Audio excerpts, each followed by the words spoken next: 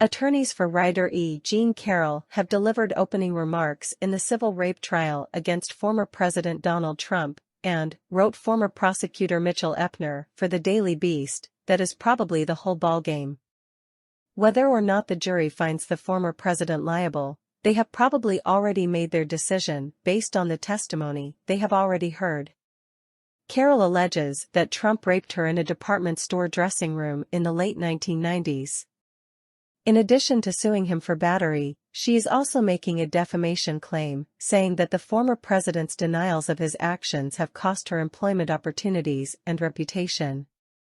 Based upon more than 25 years of experience as a trial attorney, including service as an assistant United States attorney prosecuting sex crimes, I believe that it is highly likely that the jurors have already made up their minds about whether Carroll is telling the truth, before she has completed her direct testimony and long before Donald Trump's attorneys have the opportunity to cross-examine her, wrote Epner.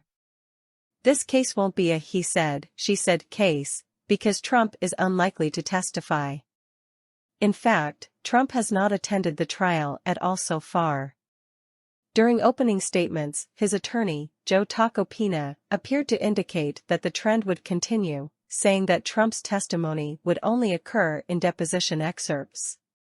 Trump's witness list consists of only two people, Donald Trump and Dr. Edgar Nace, a psychiatric expert witness.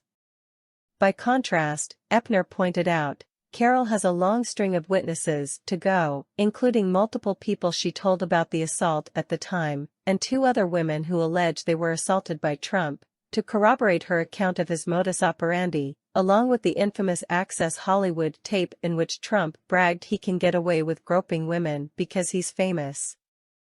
Another reason the jury probably already has all the facts to make up its mind, said Epner, is that Carroll got out in front of everything Trump's attorney was planning to say in his defense, with her own lawyer acknowledging she flirted with him first, that she didn't scream during the attack, that she couldn't recall the exact date, that she is a registered Democrat, and that she wrote a book that described the incident, which sold very poorly.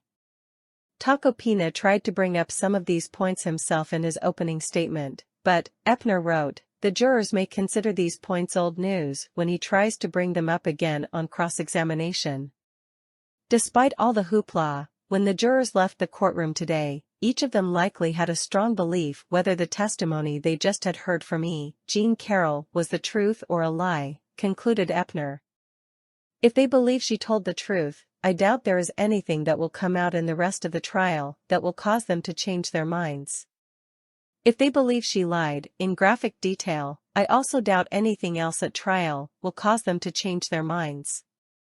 Which is it? Only time will tell.